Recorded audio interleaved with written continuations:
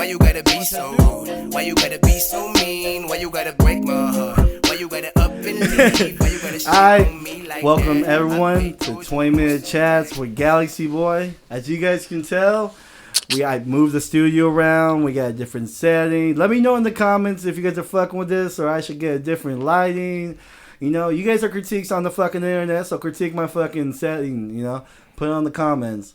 Yeah. But I have a great friend, great energy today in the studio. Amazing dude.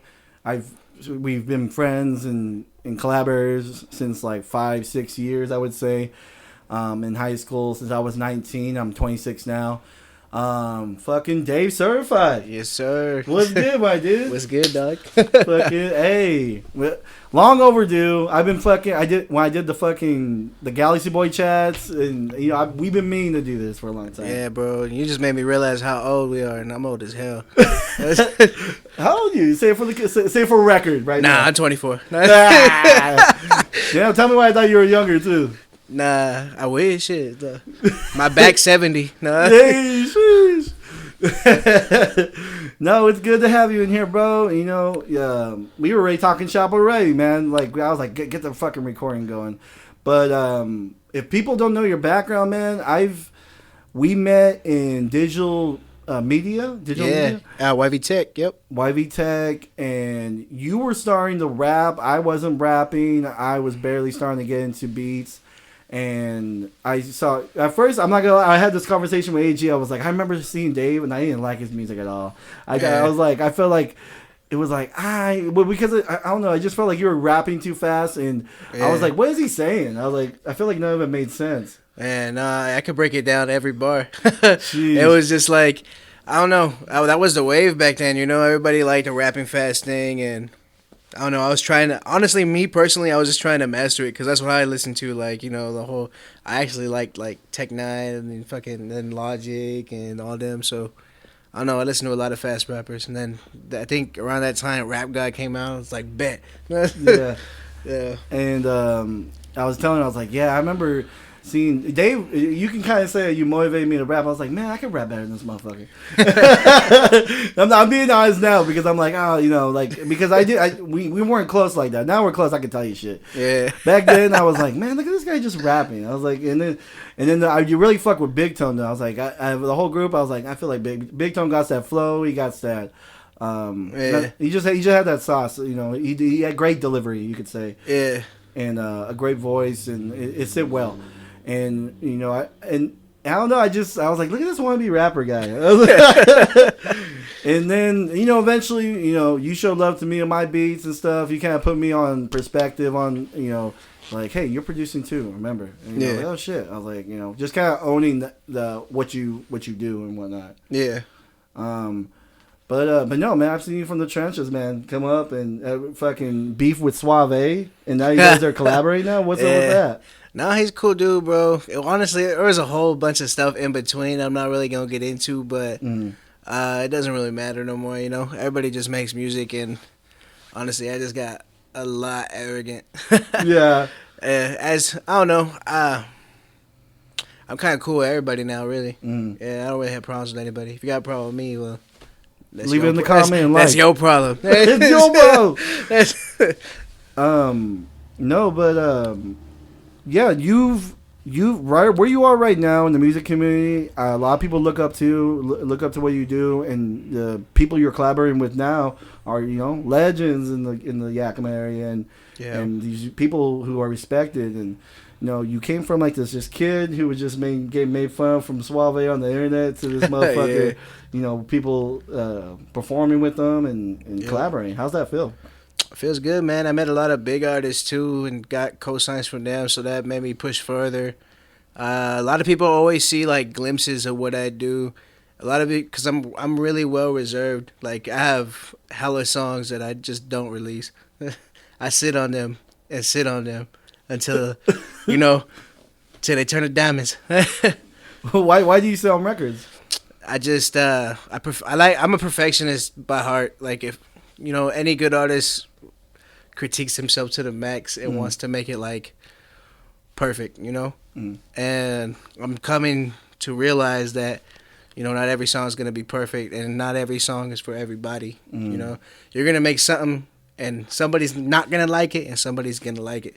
Someone's gonna love it, and there's always gonna be, you know, yin and yang.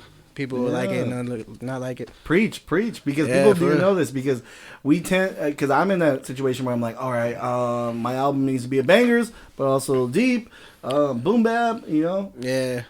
See, that's where I struggle with.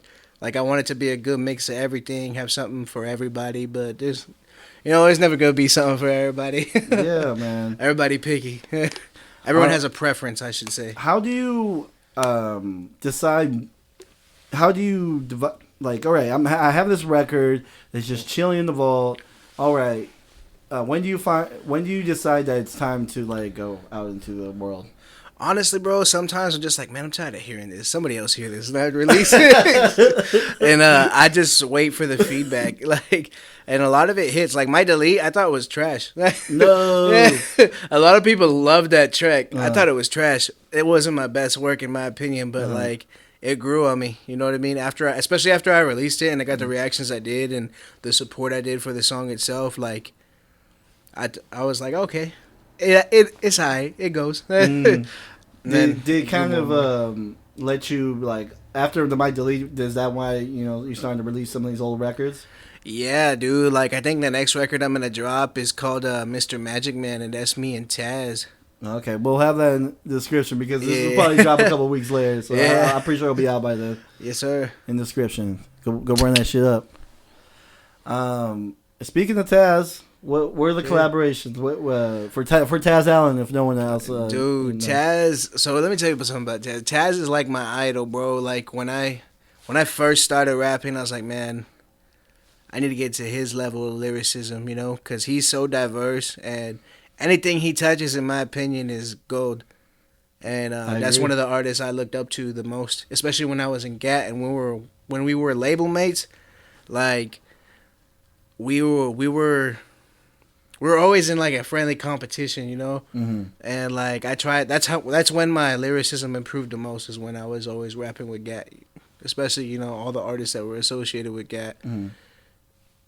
Everybody was just great, and it was crazy to be around all that talent. So, you know, steel sharpens steel. And it's like another hungry person. Oh, you're hungry too? Well, you just keep going. How hungry are you? And not everyone, because I have collaborators I go with, and I'll work my ass off, and then they'll come in here and there, and then they'll fade off for a little bit. Yeah.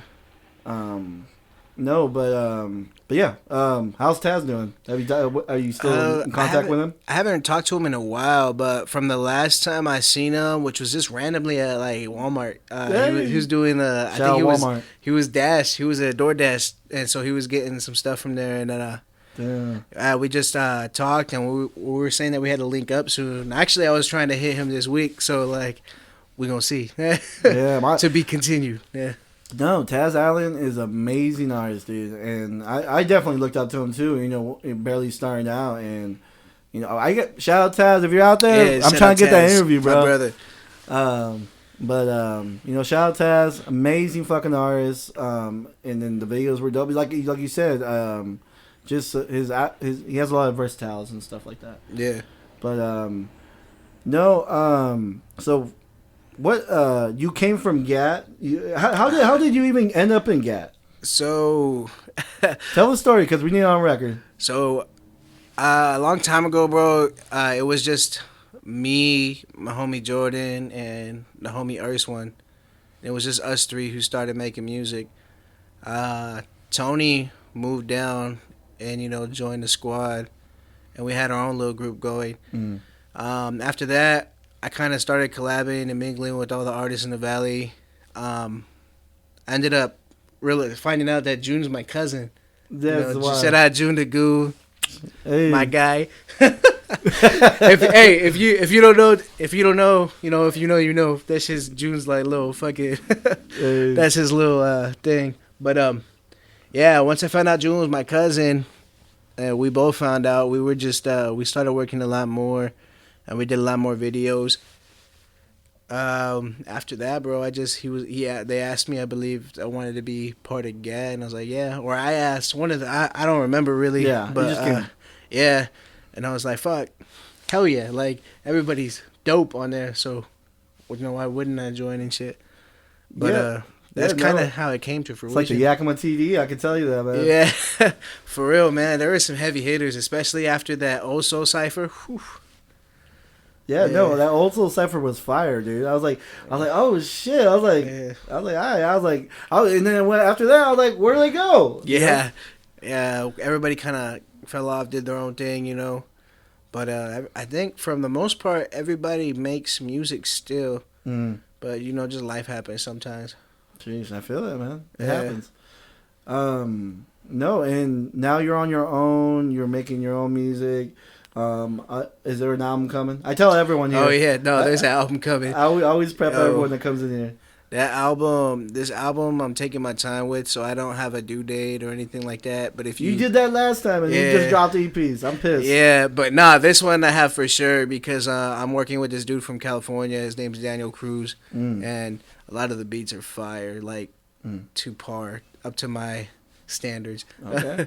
And I love them. Right now, me and the homie Urs one are planning to do some things. We're still gonna be dropping EPs and things like that, but the album's my baby, and I'm trying to, make it. It's not gonna be no detox, but it's gonna come out soon. Please. Yeah. What percentage are you in? You just start the. Well, right now I have at least a verse and a hook for every track. There's 20. There's 21 tracks. So we might. Oh do shit! like 20. yeah. So do you already have this number, or is it just coming together? No, it's just all coming together. Honestly, like what I decided is I took all the beats together, and I was like, I'm gonna make a song to every single one of them that is dope, and I have a list, and from that list, AG helped me actually get it all together. Hey. Yeah, he's been helping me out heavy on that with just opinions and setting it up and concepts because we wrote down a bunch of concepts. Producing? Yeah, really, he is. Yeah, low key, he's been overseeing everything as far as concepts and things. We brainstormed together and we came up with a bunch of concepts for each track, and we've been using that kind of as our guideline, and it's coming out dope, man. A lot of songs that we chose originally had got replaced with new songs that came in, and we're trying to bring up the heightened vibe because it sounded more like an album of an artist doubting himself versus an album that's a little more like confident, yeah. Struggle rapper shit.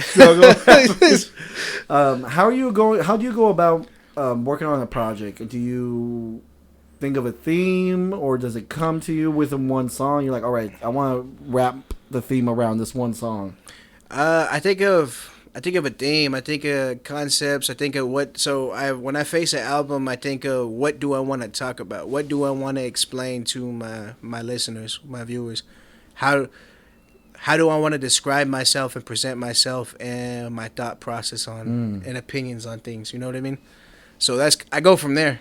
And see what I want to talk about, and that's what we did in the brainstorm. We just, what do I want to talk about? Experiences? Do I want to talk about sadness sometimes? Love? Do I want to talk about good friends, bad friends, frenemies, things like that? So it's a mix of just life. Yeah. I get real deep with it, bro, and some things like you gotta re-listen to catch. No, that's good. Yeah. Any good artist has stuff you re-listen. You come in, you're like, oh my god, that was a fucking experience. That's when I get done with stuff and I experience the whole thing down. I'm like, that's a fucking classic. Because when it's cohesive and storytelling, I learned something new about you.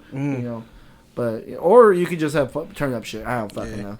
I can't say no names, but there's some big features on there. Hey, I got the exclusive. Yo. There's gonna be some big ass features on there. Damn. Okay. It's crazy. In my whole career of rapping, I met a lot of big artists. Futuristic, Boss, who else? Logic. Yeah, bro. I have pictures still too. Like it's crazy. I've got to rap for them. Michael Christmas too.